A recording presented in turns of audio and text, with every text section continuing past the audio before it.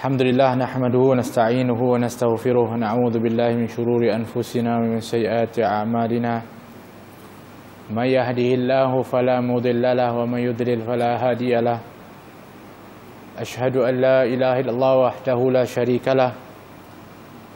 Wa ashhadu anna sayyidana Muhammadan abduhu wa rasuluh. Allahumma salli wa sallim wa barik wa karrim ala sayyidina Muhammadin al-Fatihi lima ughliq والخاتم لما سبق ناصر الحق بالحق والهادي إلى صراطك المستقيم وعلى آله وصحبه حق قدره ومقداره العظيم أما بعد فنوينا تعلم وتعليم وتذكر وتذكير ونفع والانتفاع والإفادة والاستفادة والحث على التمسك بكتاب الله وسنة رسوله صلى الله عليه وسلم ودعاء إلى الهدى ودلالة على الخير ابتغاء وجه الله ومرضاته وقربه وثوابه سبحانه وتعالى.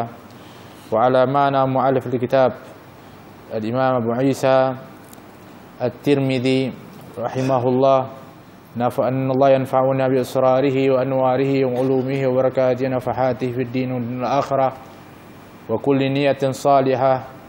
وإلى حضرة النبي محمد صلى الله عليه وصحبه وسلم. الفاتحة. أعوذ بالله من الشيطان الرجيم. بسم الله الرحمن الرحيم. الحمد لله رب العالمين الرحمن الرحيم مالك يوم الدين. إياك نعبد وإياك نستعين. اهدنا الصراط المستقيم صراط الذين أنعمت عليهم غير المغضوب عليهم ولا الضالين. آمين. قال رضي الله عنه نفعنا الله بعلومه في دارين آمين إلى أن قال باب ما جاء في خاتم النبوة. Kalau tidak salah saya dah masuk dan berakhirkan daripada bab yang pertama sebelum Ramadan. InsyaAllah pada malam ini kita akan masuk bab yang seterusnya, iaitu bab yang memperkatakan mengenai khatam An-Nubuwah, iaitu tanda kenabian. Khatam itu adalah membawa makna tanda, cap, mohor, juga boleh diertikan dengan khatam. Kalau khatim itu boleh dinamakan juga cincin. Oleh kerana itu disebutkan Nabi itu adalah khatamun nabiyyin, sebagai penutup kepada para Nabi. Boleh juga disebut cincin kerana cincin itu tidak dinamakan cincin kecuali dianya penuh, ditutup. Bermakna sebelumnya terbuka, kemudian Nabi adalah yang menutup kepada suatu yang terbuka tadi, iaitu yang menyelesaikan. Bermakna Nabi SAW adalah penutup kepada para Nabi dan Rasul. La nabiyya ba'dahu, tidak ada Nabi lagi setelah Nabi SAW. Jadi tak ada lagi yang namanya Nabi ataupun Rasul yang akan diutuskan setelah Nabi Muhammad SAW. Dan alangkah beruntungnya kita yang telah dipilih oleh Allah Subhanahu wa taala untuk menjadi umat kepada nabi yang terbaik, penutup para nabi ini, yaitu Nabi Muhammad sallallahu alaihi wasallam. Bab majaa fi khatamin nubuwah, bab yang memperkatakan tentang khatam atau tanda kenabian Rasulullah sallallahu alaihi wasallam. Sa'id bin Yazid berkata, "Dhahabat bi khalati ila Rasulillah sallallahu alaihi wasallam faqalat, ya Rasulullah, inna ibna ukhti waji'." Famasaha sallallahu alaihi wasallam ra'si wa da'a li bil barakah. Wa tawadda'a fasharibtu min wudu'ihi thumma qumtu khalfa zahrihi fanadartu ila al-khatami baina al-katifaihi fa idza huwa mithlu zirril hajalah. Kata Sa'id bin Yazid, Sa'id bin Yazid, dia mengatakan ketika mana beliau kecil, aku pernah dibawa oleh khalati, iaitu mak saudara. Bahasa Arab ini dianya halus, detail. Kalau khalati itu adalah adik-beradik perempuan sebelah mak. Kalau ammati itu adik-beradik perempuan sebelah ayah. Maknanya mak saudara sebelah mak dia panggil khalah. Kalau sekiranya adik-beradik perempuan di sebelah ayah dia panggil ammah, ammatun. Kalau lelaki ammun. Kalau lelaki untuk adik-beradik mak itu khalun. Jadi kalau kita sebutkan itu, kita semuanya boleh tahu kalau kita belajar bahasa Arab. Kalau kita orang Malaysia ni tak tahu. Ni pakcik saya, pakcik belah mana? Kan? Tapi kalau bahasa Arab detail. Tahu kalau disebut je, ini adik-beradik ayah, ini adik-beradik mak, subhanallah. Itu bahasa Arab begitu.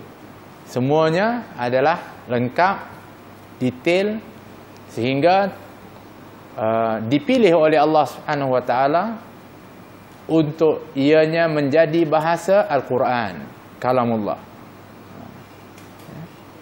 Jadi yang bawa kepada Sa'id bin Yazid ini adalah mak saudaranya, iaitu adik-beradik kepada maknya, bawa kepada Rasulullah sallallahu alaihi wasallam.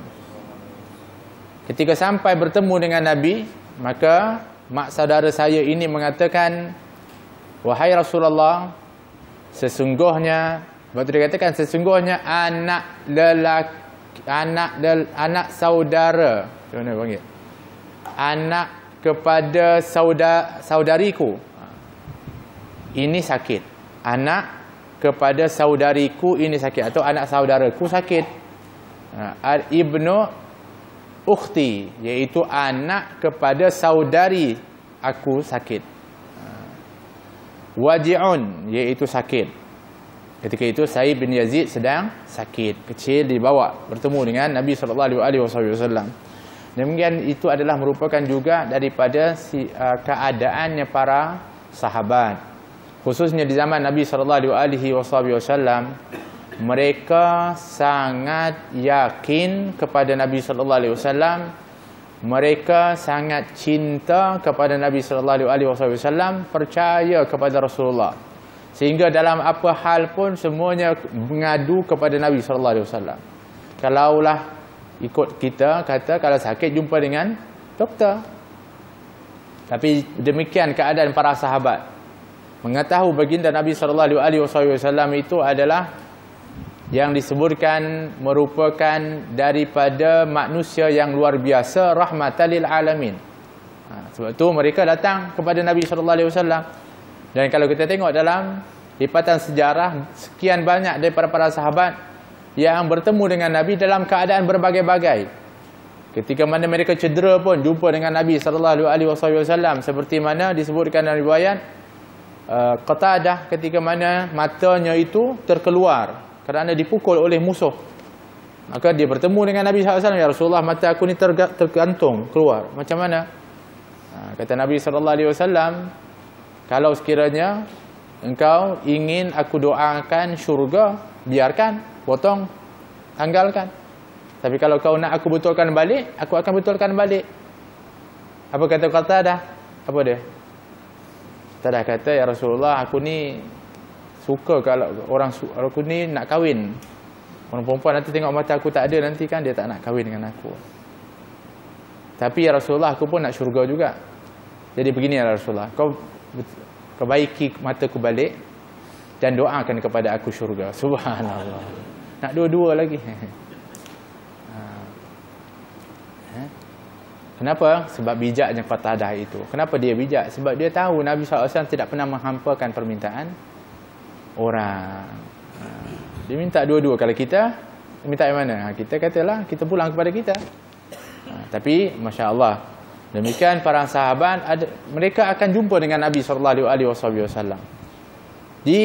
Dilayani oleh Nabi SAW, termasuklah disebutkan tadi ketika dia mengatakan bahawa anak saudariku ini, anak kepada saudariku ini adalah sedang sakit. Maka Nabi SAW ketika didekatkan Sayyid Ibn Yazid ini kepada Nabi SAW, maka diusap oleh Nabi SAW akan kepalaku, kata Sayyid Ibn Yazid. Diusap oleh Nabi SAW kepala kepada Sayyid ini. Maka setelah itu Nabi ketika mengusap, Nabi berdoa. Wa da'ali bil barakah, Nabi mendoakan aku untuk keberkatan.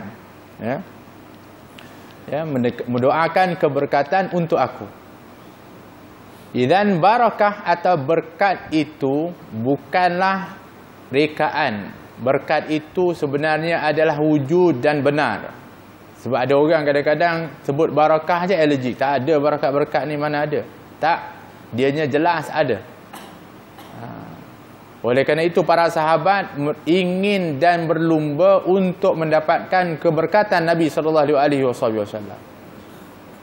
Dan mengenai keberkatan ini bukan ianya wujud hanya ketika di zamannya Nabi SAW. Tidak, sejak dari dahulu lagi. Bahkan kalau kita lihat di dalam Al-Quran, Allah SWT menceritakan tentang keberkatan itu ketika Allah SWT menceritakan tentang Nabi Yusuf dan ayahnya Nabi Yaqub. Ketika adik-beradiknya beramai-ramai pergi ke Mesir minta pertolongan kepada gubernur Mesir, yang ternyata ketika itu adalah adik mereka, iaitu Nabi Yusuf alaihissalam.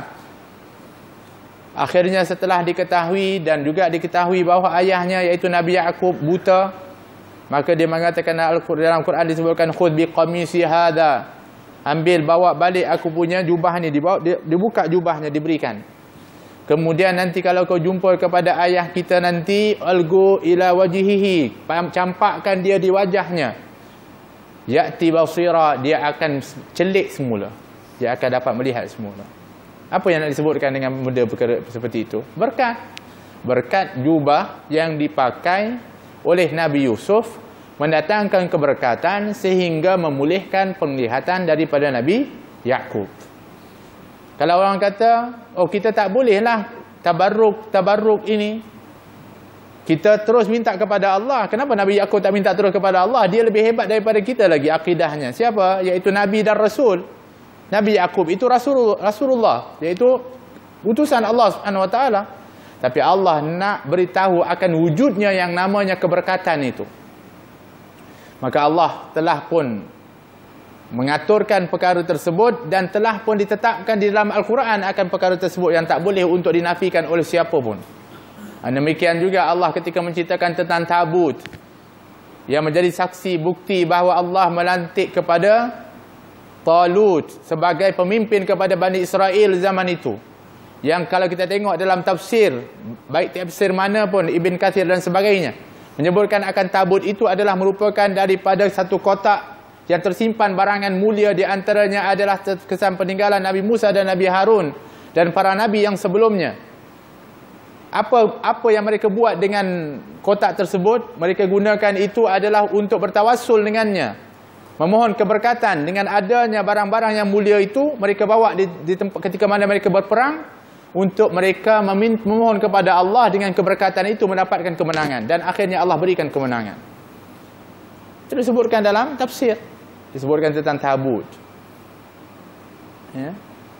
Oleh kerana itu, kalau sekiranya kita sebutkan tentang perkara-perkara yang mengenai barakah, setiap ada perkara itu ada barakah, tapi cuma kita kena tahu apa maksud barakah. Barakah itu disebutkan boleh membawa kepada beberapa maksud, tapi yang lebih diambil daripada maksud al-barakah itu adalah az-ziyadah wan nama', iaitu bertambah ataupun tumbuh. Sebab itu kalau orang dapat keberkatan, bertambahlah dia. Kalau kebaikan, bertambahlah kebaikannya, bertambahlah rezekinya, bertambahlah, itu maksudnya barakah. Ketika Nabi SAW tadi mendoakan keberkatan, bermakna Nabi mendoakan akan diberikan kelebihan kesembuhan yang diberikan dan dikurniakan oleh Allah Subhanahu wa ta'ala. Wa da'ali bil barakah wa tawadda'a. Dan setelah itu, kalau kita tengok dalam riwayat hadis ini nanti, adalah merupakan daripada perbuatan yang juga namanya tabarruk. Macam mana? Disebutkan dalam hadis ini, kemudian aku melihat Nabi berwudu, Kemudian fasyaribtu min wudu'ihi, dan aku minum dari lebihan air wuduknya. Air wuduk ditadah untuk diminum oleh Sa'id bin Yazid, sahabat Nabi SAW. Siapa yang ajar ni? Cikgunya siapa? Nabi SAW. Summa gumtu khalfa zahri. Subhanallah, tadinya Allah tak larat dibawa oleh mak saudara dia, tiba-tiba dia pun didoakan, kemudian Nabi berwuduk, dia minum air bekas wuduk Nabi SAW, sihat segar dia. Dah segar buat apa budak-budak? Pergilah dekat dengan Nabi, manja dengan Nabi SAW, maka aku pun bangun dan aku duduk di belakang Nabi SAW. Duduk di belakang Nabi. Subhanallah. Nabi ni, ya Allah, manja dengan siapa pun, dan juga suka memanjakan siapa pun. Kanak-kanak itu dilayan oleh Nabi SAW. Maka ketika aku duduk di belakang Nabi SAW, fanadhartu ilal khatam, maka aku dapat melihat ketika itu adanya tanda kenabian baina katifaihi, yang berada di antara kedua bahu Nabi SAW. Maka dalam hadis ini, yang pertama sekali nak bagi tahu memang yang namanya khatam itu adalah benar. Satu. Kemudian kedudukannya itu di mana? Maka telah disebutkan dalam riwayat ini adalah di antara kedua bahu Nabi SAW, di belakang dan di antara kedua bahu Nabi. Baik. Itu yang kedua. Yang ketiga, fa idza huwa mislu zirril hajalah. Yang ketiga adalah ukurannya. Bentuknya macam mana? Bentuknya. Maka disebutkan oleh Sa'id bin Yazid, dia mengatakan adalah ia itu seperti butang yang besar. Butang yang besar. Begitulah maknanya, bentuknya lebih kepada bulat. Dan seperti butang. Itu satu riwayat yang menyebut tentang khatam, yang ianya berada di antara kedua bahu Nabi SAW, dan dianya adalah berbentuk bulat seperti butang. Satu.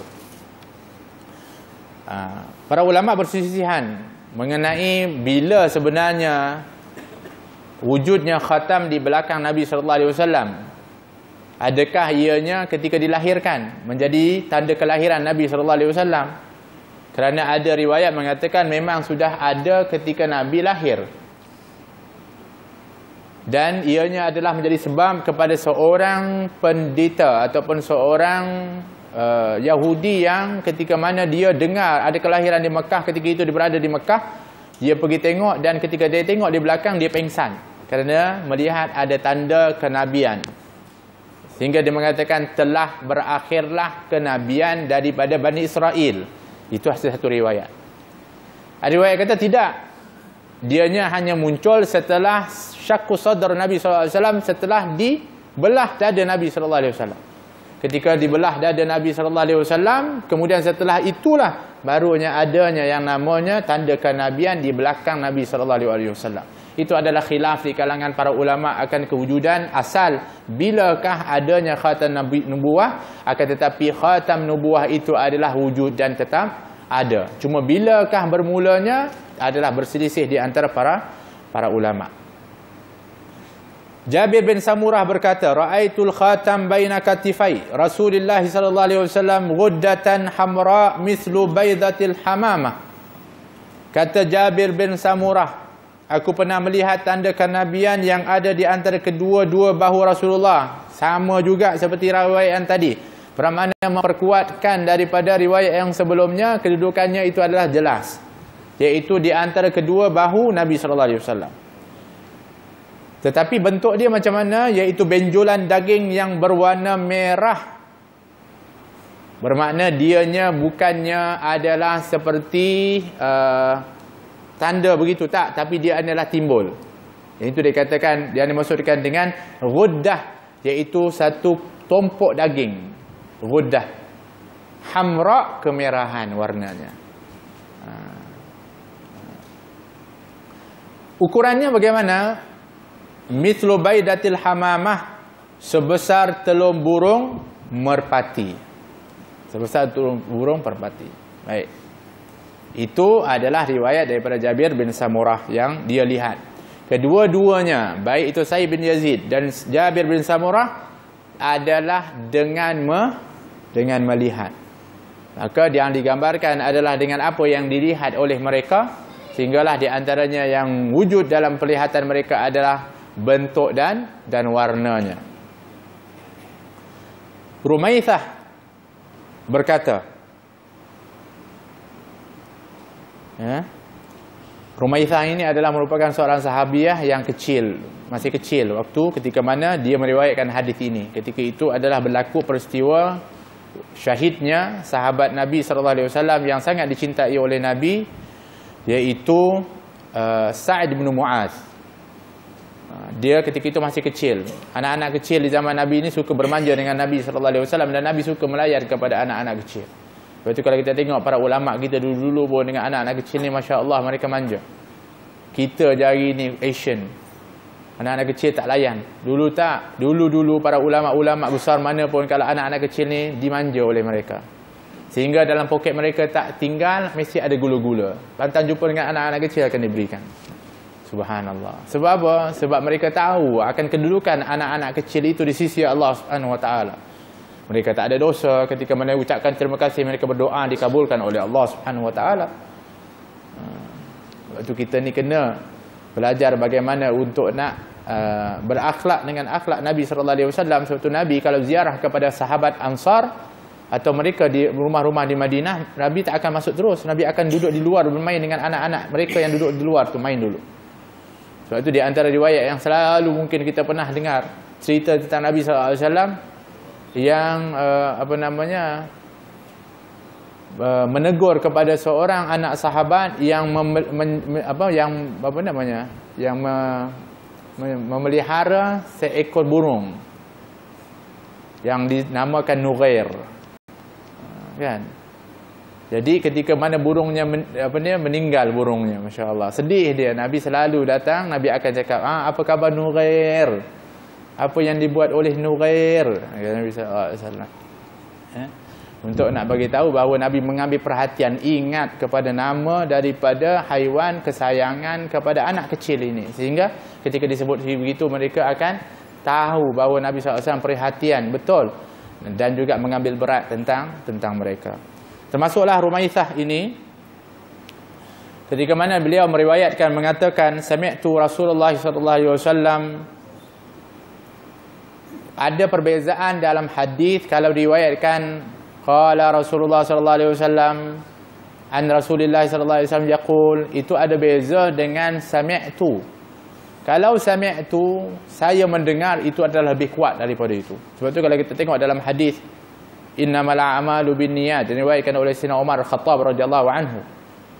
Sayyidina Umar mengatakan sami'tu Rasulullah SAW, aku mendengar Rasulullah, mendengar sendiri, maknanya bukan daripada dengar para sahabat yang lain. Sebab ada hadis yang mengatakan saya adalah Rasulullah itu berkata, ada kalanya sahabat tak dengar langsung daripada Nabi SAW, dia mendengar daripada sahabat yang lain, tapi dikira mendengar langsung kepada Nabi SAW. Tapi kalau sami'tu dan riwayat itu bermakna memang langsung didengar oleh telinga mereka, bermakna dianya adalah sangat kuat. Jadi Rumaithah kata, aku mendengar Rasulullah SAW yang pada waktu itu, walau asya'u an uqabbil al-khatam alladhi baina katayfaihi min qurbihi la fa'altu. Kenapa dia kata saya boleh dengar? Sebab saya duduk dekat betul dengan Nabi SAW. Dan sebagai bukti saya dekat, saya nak bagi tahu kepada kamu. Makna cerita riwayat ini semuanya adalah memperkuatkan bahawa keberadaan Rumaithah yang berdekatan dengan Nabi. Maka dia mengatakan saking dekatnya aku dengan Nabi, aku boleh nampak jelas kepada khatam itu, iaitu tanda kenabian. Dan kalau aku nak cium, pasti dapat. Dekat betul. Maknanya dia punya kepala tu dekat betul dengan belakang Nabi SAW. Setakat nak cium tu sekejap. Oleh kerana nasib kerana mereka masih ada ta'zim, menghormati kepada Nabi SAW. Dan merasa kewibawaan dan kehaibatan Nabi. Sehingga mereka rasa, kalaulah tidak, dah lama dah para sahabat akan memeluk kepada Nabi SAW. Siapa yang tak mahu ingin bersama dengan Nabi SAW? Hanya kewibawaan Nabi itu yang menyebabkan, dan kemuliaan yang cukup tinggi, sehingga mereka merasa gerun kepada Nabi SAW. Sebab itu ketika mana disebutkan beza di antara kecantikan Sayyidina Yusuf dan juga Sayyidina Rasulullah Muhammad, itu adalah Nabi SAW itu jauh lebih cantik daripada Nabi Yusuf. Bezanya kerana Nabi SAW itu adalah kewibawaannya dan juga dia punya karismanya, auranya itu adalah sangat besar, sehingga mereka tidak memandang dengan nafsu tetapi dengan penuh ta'zim, sehingga mereka rasa gerun. Di antaranya Amr bin As, ketika ditanya, boleh tak kau gambarkan tentang Nabi SAW, oleh seorang tabi'in tanya kepada dia, dia kata, minta maaf aku tak dapat nak gambarkan tentang Nabi SAW sebab kebanyakan kalau aku jumpa dengan Nabi aku akan tunduk, tidak memandang langsung kepada Nabi SAW. Punya takutnya, rasa gerun. Takut itu bukan bermakna musuh, tidak, tetapi takut dengan menghormati betul akan Nabi SAW. Jadi dekat betul Rumaithah ini dengan Nabi, sehingga dia kata aku boleh nampak, dan kalau aku nak ciumlah khatam itu, aku boleh. Pada waktu itu aku dengar apa dia yang dikatakan oleh Nabi, yaqulu di Sa'ad bin Mu'adz. Ketika itu yang aku dengar adalah apa yang diucapkan oleh Nabi SAW kepada Sa'ad bin Mu'adz yauma mat. Pada waktu itu Sa'ad bin Mu'adz telah wafat. Nabi mengatakan ihtazza lahu arsyur rahmah. Nabi mengatakan arasy Allah bergegar kerana kematian Sa'ad. Dalam riwayat disebutkan Sa'ad bin Mu'adz meninggal di dalam masjid Nabi SAW, iaitu Masjid An-Nabawi, kerana Nabi yang suruh untuk buat kemah di dalam masjid itu supaya Nabi mudah untuk sentiasa ziarah kepada Sa'ad bin Mu'adz yang cedera dalam peperangan. Parah betul cedera dia, tapi belum lagi syahid. Jadi Nabi ni kerana sayang kepada Sa'ad bin Mu'adz suruh buat kat masjid supaya dekat dengan rumah Rasulullah, supaya Nabi selalu boleh ziarah kepada Sa'ad bin Mu'adz. Tapi satu hari ketika Nabi baru nak keluar, tiba-tiba Nabi berhenti. Rumaithah dekat dengan Nabi SAW. Rumaithah mengatakan, Nabi mengatakan telah bergegar arasy Allah. Maka orang tanya kenapa? Kerana kematian Sa'ad. Nabi belum jumpa lagi Sa'ad. Orang belum tahu, bagi tahu lagi Sa'ad tu dah meninggal. Tapi Nabi kata, Nabi tahu dah dia meninggal. Sebab apa? Telah bergegar arasy Allah Subhanahu Wa Taala. Dan riwayat yang lain disebut disambung, Nabi mengatakan, dan aku melihat 70,000 pada malaikat sedang menantikan ruhnya. Hebatnya kedudukan Sa'ad bin Mu'adz itu di sisi Allah Subhanahu Wa Taala, sehingga kematiannya itu menggegarkan arasy Allah. Sebab itulah ketika mana Nabi SAW menceritakan tentang himpitan kubur kepada Sayyidatuna Aisyah radhiyallahu anha, Sayyidatuna Aisyah mengatakan, adakah semua nanti akan kena himpitan kubur? Kata Nabi SAW, ya, semua nanti akan kena himpitan kubur. Kalau ada yang boleh selamat dari himpitan itu, lanaja Sa'ad bin Mu'adz. Yang paling utama nak selamat adalah Sa'ad bin Mu'adz. Dia punya kedudukan hebatnya, dia meninggal pun bergegar arasy Allah, tapi dia pun tetap juga akan merasai himpitan kubur. Para ulama mengatakan ketika mensyarahkan macam mana dia ni orang hebat kena himpitan kubur, dikatakan adalah kerana kubur itu ketika dikuburkan memang akan merasakan kesempitan dulu. Kan lahatnya kan memang sempit, memang akan semua akan kena begitu. Ada yang mengatakan tak, kerana setiap manusia itu ada kesalahan, dan kesalahan itu akan kena juga himpitan, sama ada sedikit ataupun banyak. Tapi setelah itu barulah diubah menjadi sama ada taman dari taman syurga Allah ataupun daripada lubang neraka. Tapi kalaulah itulah maksudnya, bayangkan Sa'ad bin Mu'adz yang begitu hebat, meninggalnya bergegar arasy, bagaimana kalau kita yang meninggal? Siapa kita? Macam mana kita nak elakkan daripada himpitan itu? Allah. Nah, syahid dalam hadis ini adalah untuk nak membicarakan tentang khatam an-nubuwah. Tetapi mengajar faidah kepada kita betapa adanya di antara mereka orang-orang yang mempunyai kedudukan yang cukup mulia di sisi Allah Subhanahu Wa Taala. Ketika mereka itu wafat, meninggal, maka yang menangisi adalah makhluk-makhluk yang mulia dan memberi kesan kepada makhluk-makhluk yang lain. Oleh kerana itu disebutkan bahawa kata Sayyidina Ali karamallahu wajhah, ketika seorang yang banyak ibadah, orang saleh itu meninggal, akan menangisi dua tempat. Akan menangisi untuk dia dua tempat. Tempat yang pertama adalah tempat sujudnya. Akan menangisi akan orang yang meninggal itu kerana kehilangan daripada orang ini yang sentiasa sujud kepada Allah Subhanahu Wa Taala. Tempat sujudnya akan menangis. Yang kedua adalah tangga ataupun tempat naiknya amal dia tu. Tempat kita ni ada tempat amal kita yang akan sentiasa dihantar, naik turun. Waktu meninggalnya orang yang beramal soleh ini, dia akan menangis tempat tu.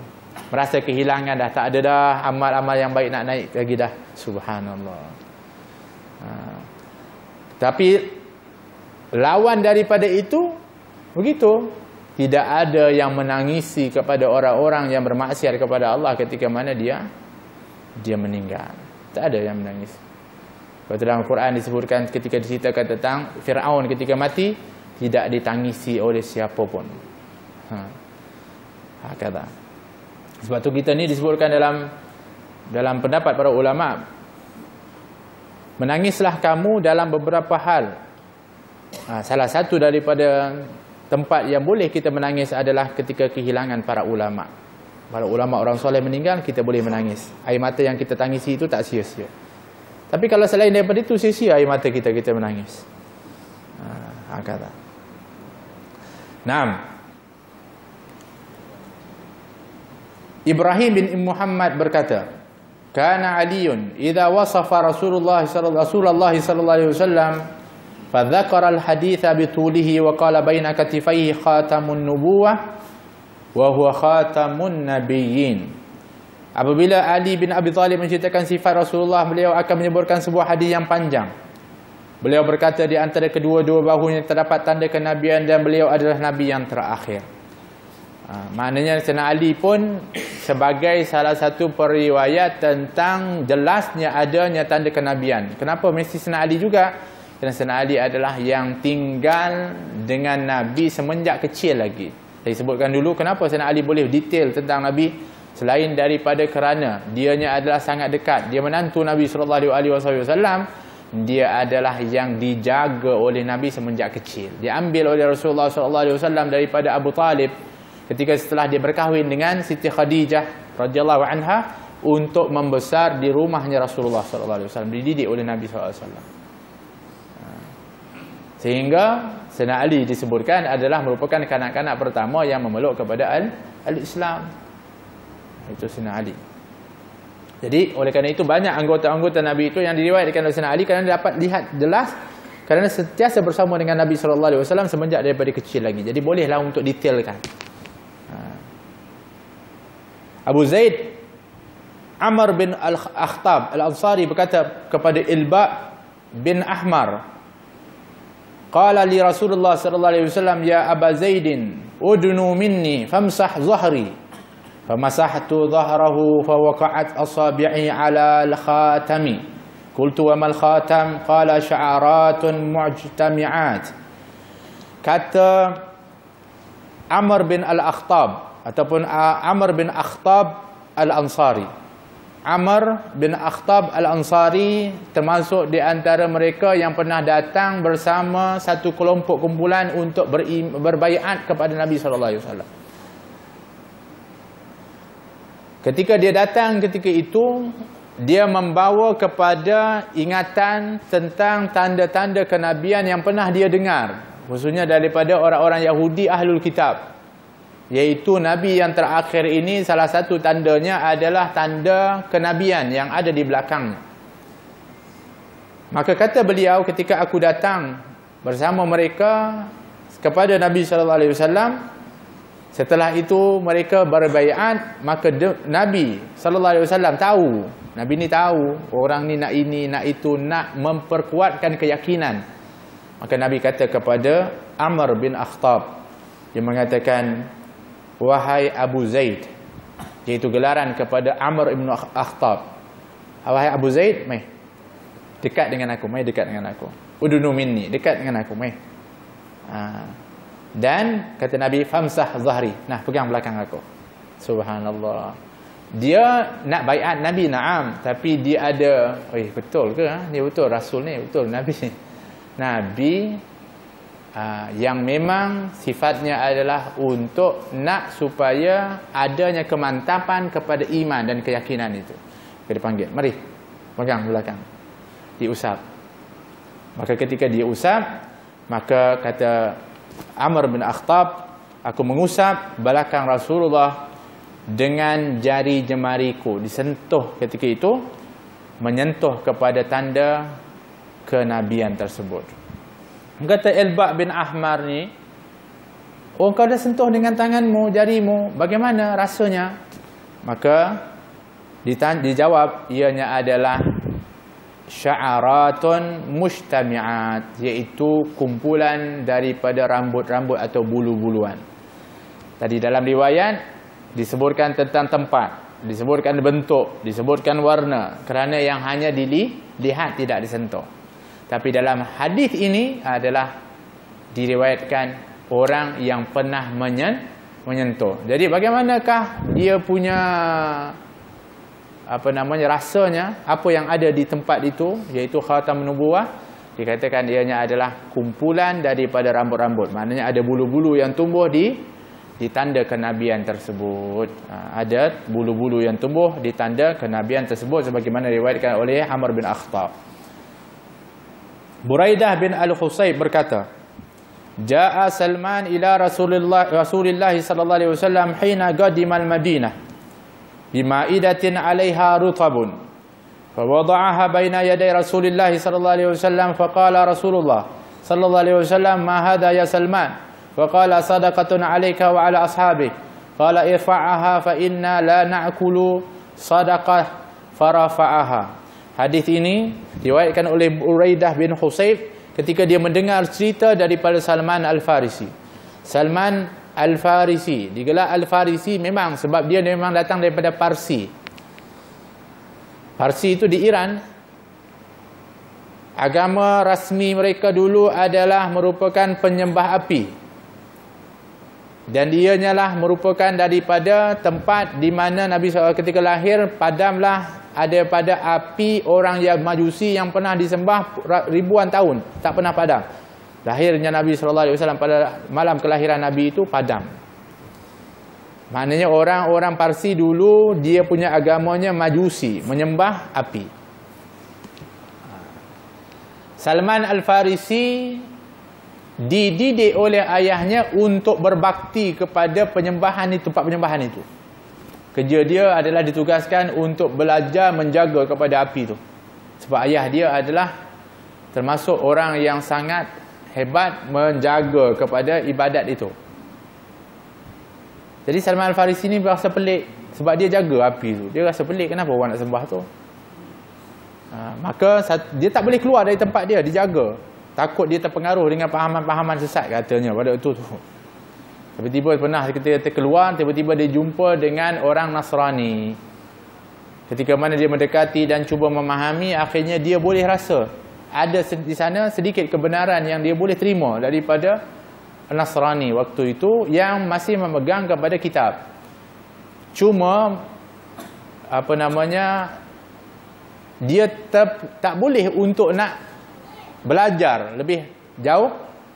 Tapi ketika mana dia balik dan dia selalu berulang, maka dia ditangkap oleh ayahnya, tertangkap kerana dia belajar selain daripada agama Majusi. Akhirnya dia diikat, diseksa, tak diberikan keluar. Tetapi dengan bantuan daripada beberapa orang Nasrani pada waktu itu, dia dilepaskan dan dia lari daripada rumah dia. Akhirnya dia pun ikut seorang padri. Ternyata padri ini pula rupa-rupanya menipu, padri tipu. Jenis apa, ambil keuntungan daripada dia punya ketokohan dia. Maknanya kalau kita kata orang minta maaf, dia minta bayaran. Dapatlah ketika itu dengan bayaran itu mengampunkan dosa, kamu dosa diampunkan. Sebab dulu pernah ada cerita ketika mana ada seorang, ini cerita betul tapi seorang yang padri yang sampai dia punya hebatnya dia boleh untuk nak jual syurga. Jadi berapa ekar nak, berapa ni, satu persegi berapa. Ya betul, ni cerita betul berlaku. Bukan di zaman debat, bukan setelah itu, ketika mana dilihat kedudukan padri ini sangat mulia, diagung-agungkan, maka ada seorang padri menjual syurga. Dia ada sertifikat lagi. Sehingga orang yang dapat beli orang kaya, mahal syurga. Bagi sertifikat. Akhirnya orang-orang miskin semua mengadu. Macam mana ni kita tak dapat nak beli? Ada yang nak beli pun kena dapat sikit sangat. Akhirnya ada seorang tu dia miskin, dia kata alamak macam mana nak buat. Akhirnya dia pergi jumpa dengan padri tu. Dia kata macam ni lah padri, saya memang tak mampu nak beli syurga. Cuma satu je saya nak minta, boleh tak kamu jual neraka kat saya? Kan? Dah susah sangat syurga tadi, neraka lah. Padri ni tahu dia bohong kan. Dia kata, kenapa nak? Tak apalah. Dia kata aku nak beli neraka. Mesti murah, dia kata. Macam ni lah.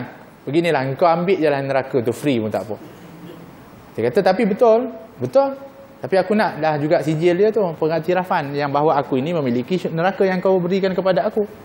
Maka dia buat perjanjian lah, neraka ini milik fulan. Sudah. Dia tak terfikir pun padri itu apa dia nak buat dengan dia, mengarut punya orang. Tak apa, dia pun mengarut juga. Tapi ternyata rupanya pandai juga dia. Dia pergi umum kat depan orang semua, saya sekarang memiliki neraka. Neraka itu milik saya. Jadi tak perlulah payah-payah kamu nak beli syurga kepada padri ni, sebab kamu tak akan masuk neraka punya. Sebab neraka saya punya. Tak laku dah syurga tu. Akhirnya padri ni panggil balik. Dia kata, macam mana ni kamu buat begitu? Dia kata, dah aku punya neraka kau yang berikan. Dah aku dah ada dia punya sijil. Macam ni lah, kau jual balik kepada aku. Bak sini, aku punya neraka. Dia kata, tak boleh, aku punya neraka ni mahal ni. Berapa? Dijual dengan harga yang mahal. Terpaksa beli. Subhanallah. Itu nak ceritanya kata apa? Bohongnya. Kan? Dan Salman ketika itu mengikut seorang badri, ternyata badri itu adalah yang mengambil keuntungan seperti itu. Tapi ketika mana dia, badri itu nak mati, maka ditanya siapa sebenarnya yang betul-betul. Maka ditunjukkan seorang padri yang lain. Dan padri itu adalah padri yang benar, memegang kepada kitab. Maka belajarlah Salman Al-Farisi sekian lama kepada seorang padri ini. Kemudian setelah itu padri ini sakit dan hampir meninggal. Dia tanya lagi, siapa lagi yang boleh menegang kebenaran daripada Alkitab ini? Maka ada seorang padri lagi. Dia tunjukkan, dia pun musafir, pergi lagi jumpa dengan padri itu. Duduk lagi belajar. Dan akhirnya padri itu pun jatuh sakit dan hampir meninggal. Maka dia tanya, siapa lagi agaknya yang aku boleh untuk belajar mencari kebenaran ini? Maka kata padri ini, setelah aku rasa dah tak ada siapa lagi dah. Tapi sebagaimana yang aku lihat dalam tanda-tanda yang disebutkan dalam Alkitab, bahawa sesungguhnya sekarang ini Nabi yang terakhir itu sudah pun diutuskan oleh Allah SWT. Dan Nabi terakhir itu akan berada nanti di negeri yang banyaknya kurma, pokok kurma, iaitu di Yathrib, di Madinah. Pergilah kau di sana dan berimanlah kepadanya. Cuma kau kena pastikan 3 tanda dulu. Kalau ada 3 tanda ini, betul dia Nabi. Maka disebutkan 3 tanda itu kepada Salman Al-Farisi. Maka Salman Al-Farisi pun cari jalan bagaimana untuk sampai ke Madinah. Maka ketika itu ada satu rombongan orang-orang Arab. Maka dia kata, inilah rombongan yang akan kembali nanti ke Madinah. Iaitu orang Arab, dia tempatnya adalah Madinah, Mekah.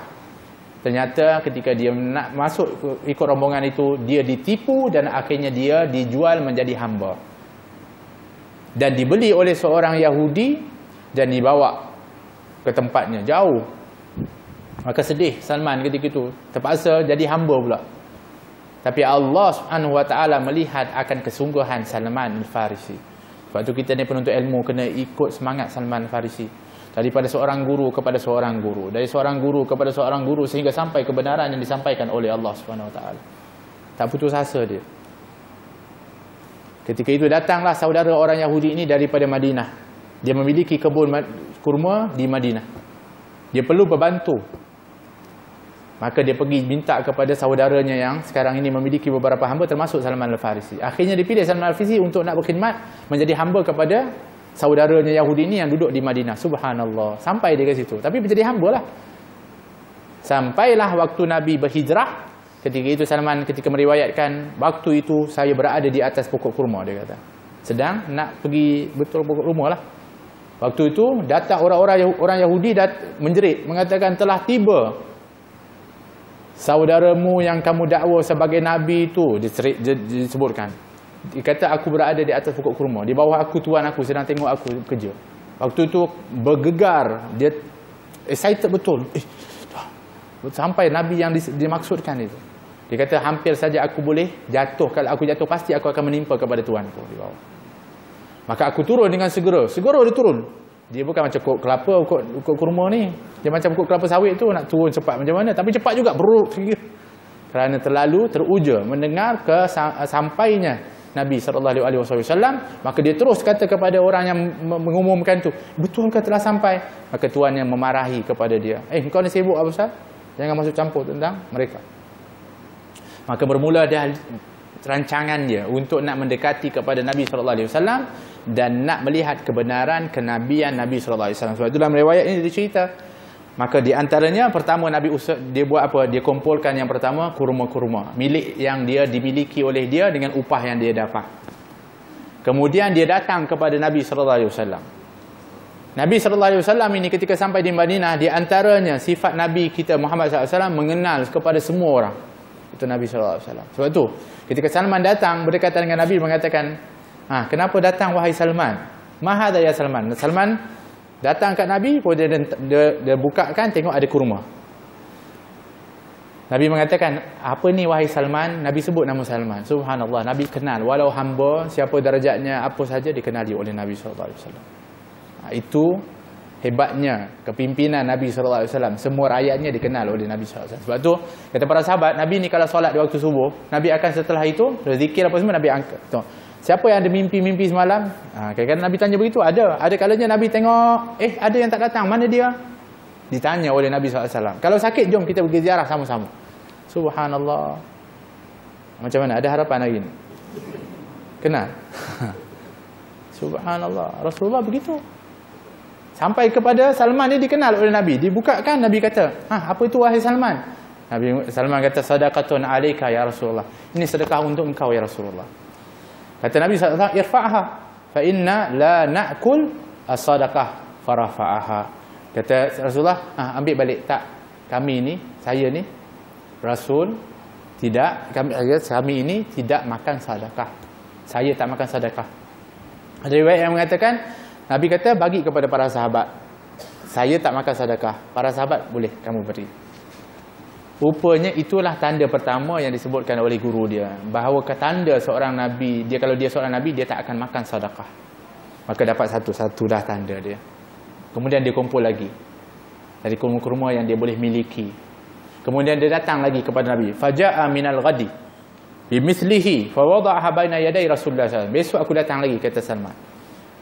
Kemudian aku letakkan kurma di hadapan Nabi SAW. Faqala ma hadha ya Salman? Nabi kata, apa ini wahai Salman? Mengatakan, faqala hadiyatul laka, ini hadiah untuk engkau ya Rasulullah. Maka faqala Rasulullah SAW di ashabihi, ubusutu.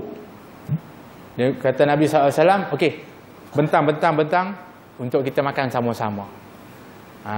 Nabi ini sifatnya, kalau dia dapat, dia akan berkongsi atau mendahulukan kepada orang lain ataupun bersama-sama makan. Itu sifat Nabi SAW.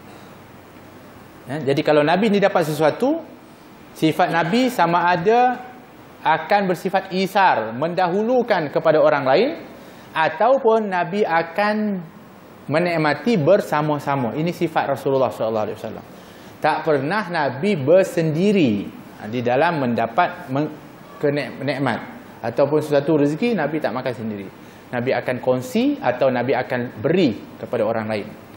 Itu sifat Nabi kita Muhammad SAW. Sebab itu diwarisi sifat ini oleh para salihin. Di antara mereka mengatakan, kami ini kalau dapat rezeki dan nikmat, kami akan beri kepada orang lain. Kalau tak dapat, kami akan bersyukur. Berbeza dengan orang mengatakan, kami dapat rezeki, kami bersyukur. Kalau tak dapat, kami bersabar. Kalau sifatnya Nabi, kalau kami dapat, kami beri kepada orang. Kalau kami tak dapat, kami bersyukur kepada Allah Subhanahu Wa Taala. Allah. Tapi itu maqam lah, kedudukan lah. Kita dapat syukur, tak dapat sabar pun dah hebat dah. Sebab biasanya dapat pun lupa nak syukur, tak dapat komplain, marah. Itu masalahnya. Walhasil, ketika diberikan dan dikatakan hadiah, Nabi kata bentang untuk kita makan sama-sama. Summa nadhara, kemudian makan Nabi SAW. Dia tengok Nabi makan. Inilah juga tanda yang kedua yang disebutkan oleh guru dia, bahawa Nabi yang terakhir ini kalau diberikan hadiah tak akan menolak dan akan menerima dan juga akan menikmati daripada hadiah tersebut. Sifat Nabi SAW, Nabi tidak pernah mengatakan tidak. Baik itu yang diberi Nabi, yang hadiah akan diterima oleh Nabi. Kalau minta tolong, Nabi akan tolong dan tidak pernah mengatakan tidak. Itu sifat Nabi kita Muhammad sallallahu alaihi wasallam.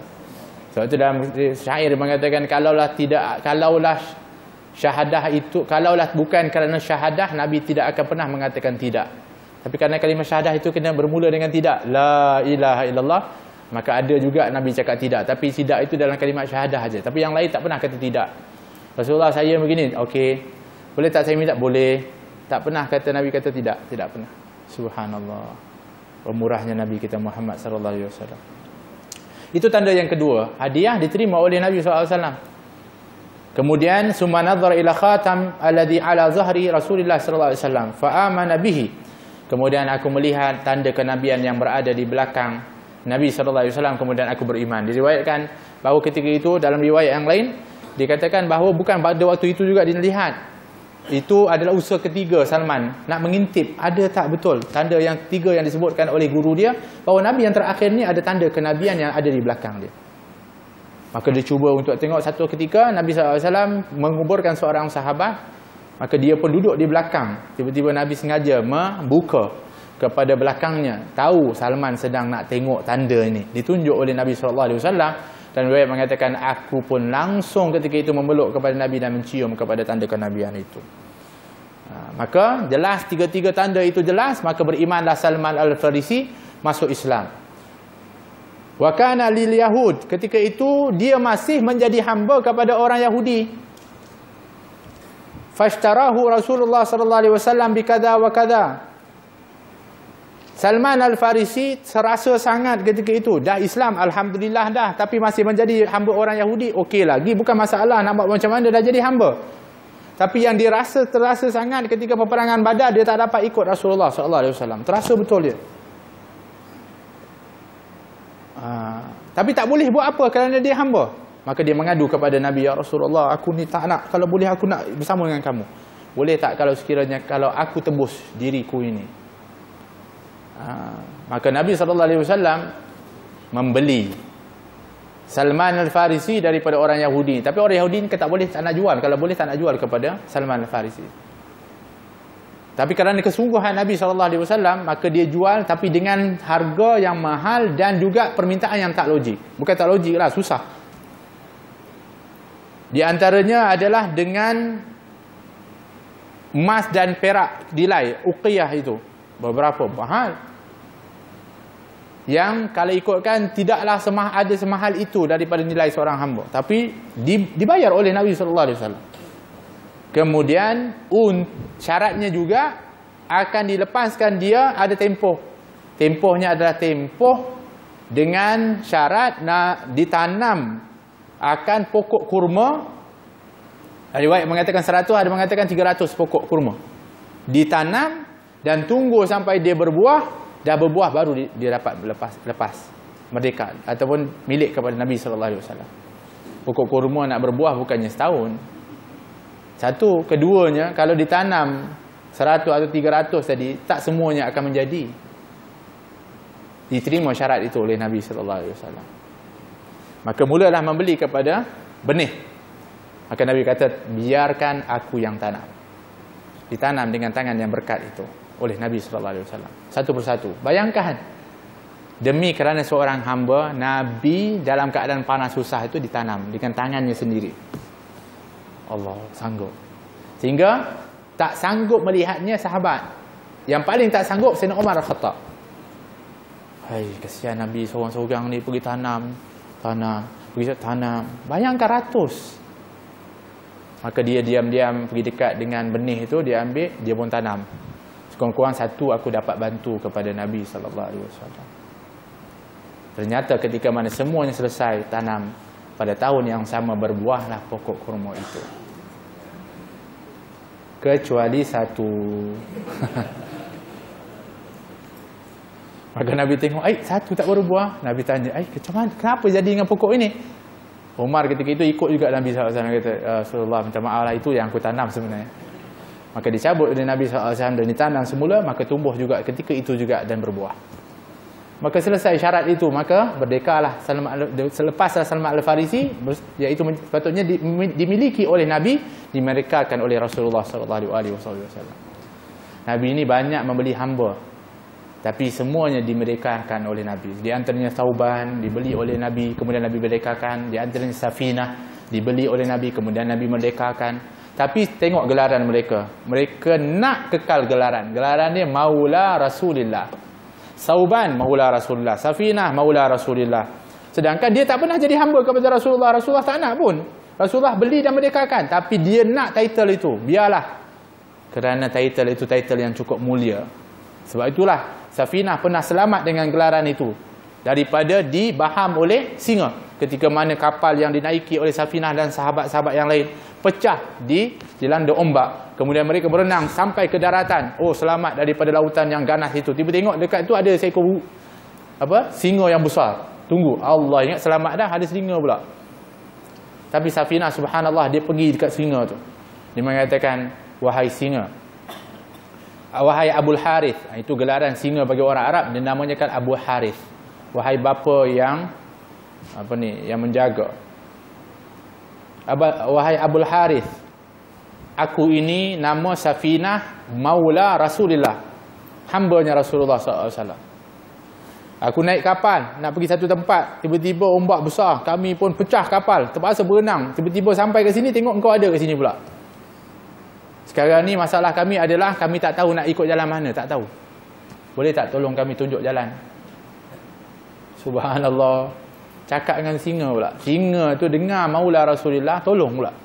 Tunjuk jalan. Semua sahabat ikut. Kemudian sampai ke sempang, ditunjukkan. Maka, tahulah mereka inilah jalan keluarnya, tapi singa tu santai sampai situ je. Kemudian setelah itu kata Safinah, dia menggelengkan kepalanya, menandakan dia mengucapkan selamat tinggal kepada kami. Subhanallah. Hebat. Siapa saja yang ada nisbah kepada Nabi itu dikenali oleh siapa pun. Hatta singa pun kenal kepada Nabi SAW. Sebagaimana kenalnya serigala di zaman Nabi SAW ketika mana seorang pengembala kambing yang mengembala di luar Madinah. Ketika mana dia kehilangan seekor kambing, dia cari tengok ada serigala yang sedang membawa lari. Dia kejar, dia tangkap balik kambing itu. Ketika dia dapat kambing dia balik, serigala itu kata, Ittaqillah, bertakwa kamu, takut kamu kepada Allah, wahai pengembala kambing. Kau telah ambil rezeki yang telah diletakkan oleh Allah kepada aku. Dia kata, ajaib, ajaib. Serigala cakap. Terkejut dia, serigala boleh cakap. Dia kata, tak ajaib. Yang lebih ajaib adalah, ada seorang Rasul yang telah diutuskan oleh Allah duduk kat Madinah, kau kat sini. Kau tak beriman kepada dia. Itu lagi pelik lagi, dia kata. Ya Allah, terkejut dia. Betul ke? Akhirnya dia halau daging, dia punya kambingnya ke Madinah. Dia pergi ke masjid Nabi SAW. Dia tengok orang solat. Kemudian setelah selesai, Nabi panggil dia, mari sini. Ceritakan apa yang berlaku kepada kamu. Nabi dah tahu dah, dapat wahyu daripada Allah. Dia mengatakan, aku dikenalkan oleh seekor serigala, bahawa ada Nabi yang terakhir. Maka beriman. Berkat daripada serigala yang kenal kepada Nabi SAW. Bermakna kita ni kalau kenal kepada Nabi SAW, kalau betul kita kenal, kalau betul kita sayang, takkanlah orang-orang yang berada sekeliling kita tak kenal kepada Nabi dan tak beriman kepada Nabi. Malangnya kita tak kurang kenal kepada Nabi, sehingga kita kurang memperkenalkan Nabi kepada orang lain. Serigala kenal kepada Nabi, dikenalkan siapa saja yang ada peluang dikenal. Untuk apa? Untuk nak supaya beriman kepada Nabi SAW. Jadi kalau kita kenal betul, insya-Allah keluarga kita kenal. InsyaAllah jiran kita kenal, masyarakat kita kenal. Itu yang kita nak kena kenalkan. Sebab orang yang kenal kepada Nabi pasti akan jatuh hati. Maksudnya apa? Akan beriman kepada Nabi SAW. Seperti Salman Al-Farisi. Ketika mana dianya kenal kepada Nabi terus. Akhirnya sentiasa bersama dengan Nabi SAW. Sehingga disebutkan bahawa Salman Al-Farisi ini sangat disayangi oleh para sahabat. Terutamanya ketika mana dia memberikan pendapat yang cukup bernas. Ketika dalam peperangan Khandaq. Ketika mana dia akan diserang oleh tentera-tentera musyrikin, maka cadangan yang diberikan oleh Salman Al-Farisi adalah untuk nak pergi menggali kepada parit yang telah pun diambil dari taktiknya orang-orang Parsi, diterima oleh Nabi SAW, diterima dalam pendapat itu. Akhirnya orang-orang melihat kepada kehebatan daripada Salman, kebaikannya, salehnya, hebatnya, ilmunya.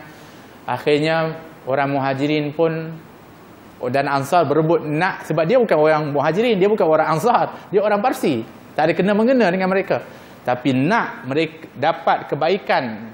Maka orang Muhajirin kata, Salman minna muhajirin. Salman ini orang golongan kami, orang muhajirin. Orang Ansar kata, tak ada. Ini Salman minna al-Ansar. Salman ni tak. Salman ni golongan kami, orang Ansar. Berebut. Muhajirin berebut. Nak Salman ni golongan dia. Ansar kata, tak, kami punya. Nabi ketika itu ada kat situ. Nabi kata, Salman minna ahli baiti. Allah. Itu ada iktirafan yang tak ada taranya diberikan oleh Nabi. Nabi mengatakan, Salman itu daripada kami, keluarga aku, kata Nabi SAW. Allah. Menangis Salman mendengar. Mendapatkan suatu pengiktirafan, digolongkan sebagai keluarga Nabi SAW. Kenapa? Kerana hebatnya dia. Patuhnya dia. Hebatnya dia dalam membela kepada Nabi SAW. Mengikuti kepada Rasulullah SAW. Benar-benar. Ini Salman Al-Farisi. Maka oleh kerana itu, di antara dalam hadis ini sebenarnya cerita tentang khatam atau tanda kenabian Nabi SAW. Tapi kita juga mengambil pengajaran daripada kehidupan Salman Al-Farisi yang begitu luar biasa. Salman Al-Farisi ini disaudarakan ketika mana di Madinah, disaudarakan dengan Abu Darda. Dengan Abu Darda disaudarakan oleh Nabi SAW. Sebab Nabi SAW memsaudarakan di antara Muhajirin dan Ansar, dan mereka-mereka yang berada di sana, orang-orang luar ke apa, dia saudarakan oleh Nabi. Maka disaudarakan dia dengan Abu Darda. Maka dalam Sahih Bukhari kalau kita tengok, ada hadis yang menceritakan tentang bagaimana Abu Salman Al-Farisi menasihati Abu Darda. Bukan kerana Abu Darda buat salah, kerana Abu Darda ni over buat baik. Ada macam tu. Sebab satu ketika kata Salman, aku datang ke rumah Abu Darda, aku nak jumpa Abu Darda, isteri dia keluar. Dia kata, wahai Salman, tolonglah nasihatkan kepada suamiku itu. Dia dah seolah-olah tak ada kehidupan lagi dah. Salman heran, apa dia? Akhirnya ketika jumpa dengan Abu Darda kata, Salman, ahlan salam. Boleh tak kalau aku nak minta bermalam di sini? Sebab Abu Salman nak tengok segi apa kehidupan Abu Darda ni. Dia nak tahu macam mana, kena duduk kat rumah lah. Maka dilihat Salman Al-Farisi ini, Abu Darda, malamnya tak tidur, ibadah kepada Allah. Siangnya puasa, tak berhenti. Maka akhirnya kata Salman Al-Farisi, wahai Abu Darda, setiap sesuatu itu ada haknya. Berikan setiap sesuatu haknya. Badanmu ada haknya, isterimu ada haknya, keluargamu ada haknya, Allah itu ada haknya yang kau perlu tunaikan. Demikian Islam itu ada haknya. Dia beritahu. Maka Abu Darda ketika itu agak rasa tersinggung dan marah. Kerana apa? Kerana seolah-olah Salman ini cuba menghalang daripada amalnya dan ibadatnya. Maka diadukan kepada Nabi SAW. Kata Nabi SAW, sungguhnya saudaramu Salman itu benar, kata Nabi SAW. Memanglah ibadah itu bagus, tapi isterimu juga kena ada haknya yang kamu kena tunaikan. Dirimu, kamu juga kena haknya kamu tunaikan. Jaga kesihatan, jaga batasan yang kamu mampu untuk buat. Salman Al-Farisi, tapi Abu Darda kata baiklah. Akhirnya Abu Darda pun berubahlah, mengurangkan. Dan Abu Darda ini kurangkan daripada biasanya banyak tu dengan ibadah-ibadah yang juga banyak, tapi kuranglah daripada biasa. Sebab itu di antara dikatakan Abu Darda ini kalau berzikir sekurang-kurangnya 100,000 satu hari. Ada harapan itu sikit dipanggil, itu kurang. InsyaAllah. Jadi itu masya-Allah, itu cerita pasal Salman dan juga Abu Darda yang disaudarakan oleh Nabi SAW. Dah masya-Allah, dah lebih waktu kita ya. Abu Darda ini juga ada satu riwayat diceritakan. Boleh ya, sikitlah faedah kepada kita. Setelah kewafatan Nabi SAW, maka satu ketika Abu Darda didatangi oleh ramai orang memberitahu bahawa sesungguhnya Abu Darda rumahmu terbakar. Dia kata, tak, rumah aku tak terbakar. Dah terbakar, ini satu kampung terbakar. Satu kampung betul. Semua terbakar, satu kampung. Rumah Abu Darda pula kat tengah-tengah. Dia kata, memang satu kampung Abu Darda. Dia kata, tak, rumah aku tak terbakar. Akhirnya pergi dah reda apa semua, dah terpadam semua terbakar, kecuali rumah Abu Darda je. Sehingga ditanya, wahai Abu Darda, adakah perkataanmu itu yang hebat atau ada sesuatu yang kamu dapat daripada Rasulullah yang kau amalkan, kau tak bagi tahu kepada kami? Kata Abu Darda, ya, ada yang aku diajar oleh Nabi SAW. Yang kata Nabi, kalau kau baca dan amalkan, maka tidak akan boleh memudaratkan kepada kamu apa yang berada di bumi ini atau di laut. Apa dia? Iaitu bacalah oleh kamu, kalau kamu baca Allahumma anta rabbi, Allahumma anta apa dia? Lupa pula dia punya tu. Ada di dalam Wardul Latif itu.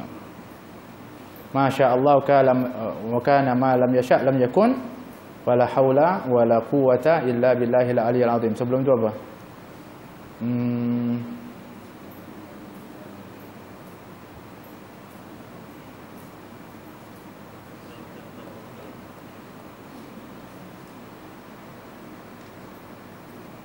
Kejap.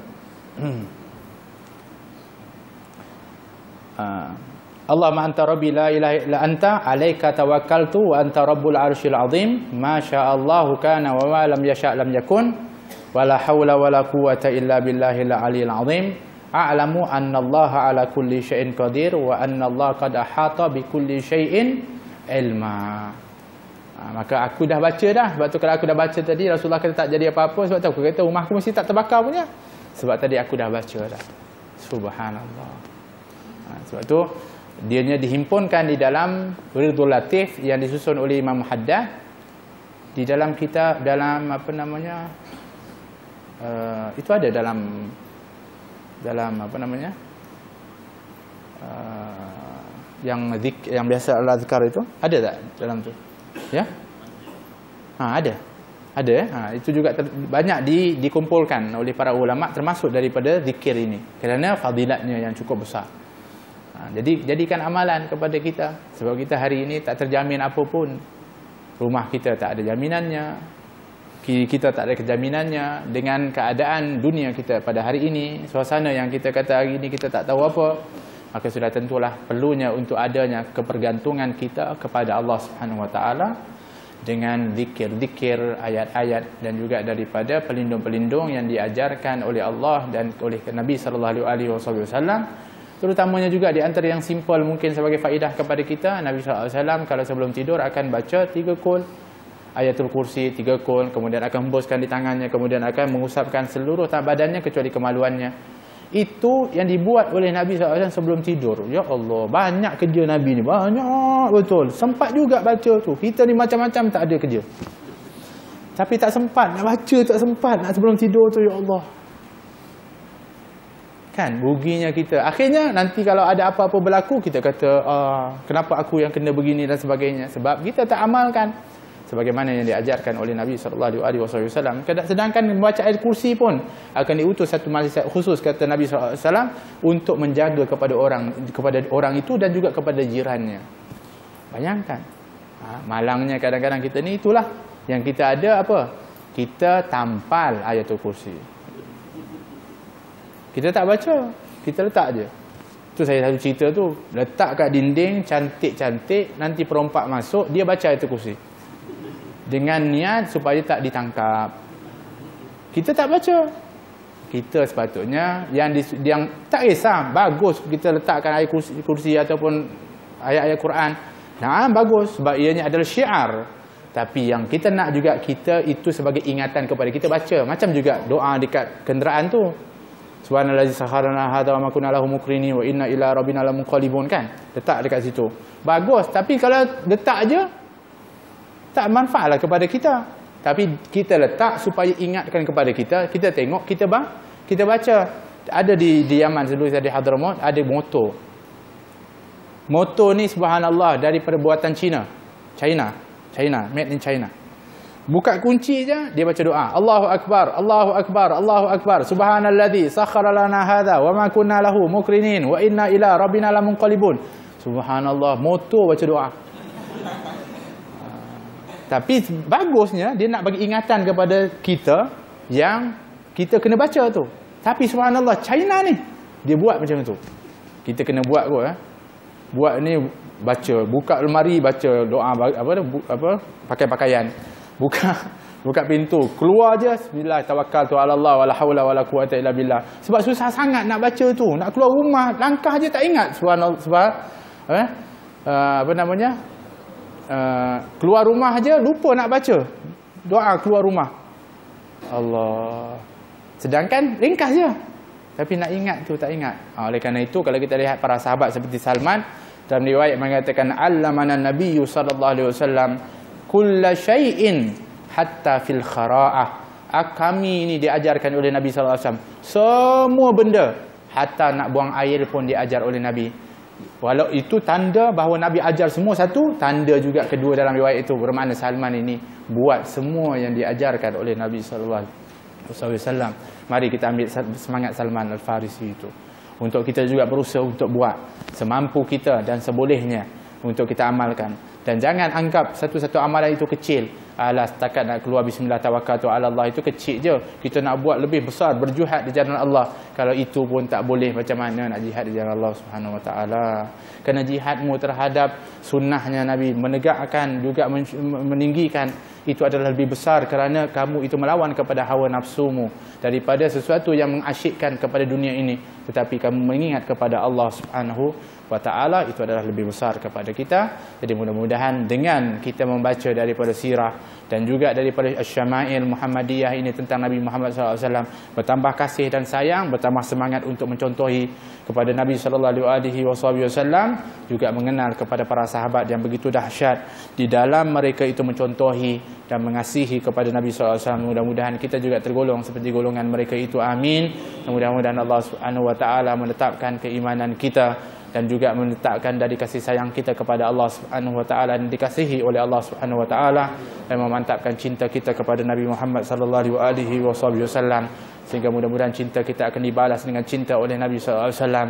Dan ketika mana dicintai, pasti kita akan dikumpulkan bersama dengan orang yang dicintai, yaitu Nabi Muhammad sallallahu alaihi wasallam. Dan mudah-mudahan Allah mengampuni dosa-dosa kita, diberikan oleh Allah Subhanahu wa taala limpahan rahmat dan kasih sayangnya, diampuni dosa kedua orang tua kita, diberikan oleh Allah Subhanahu wa taala kasih sayangnya kepada orang tua kita yang masih hidup, dipanjangkan umur oleh Allah dengan ketaatan kepadanya, dan yang telah meninggal dunia dilapangkan kuburnya, diberikan rahmat oleh Allah, dijadikan kubur mereka di taman-taman syurga Allah Subhanahu wa taala.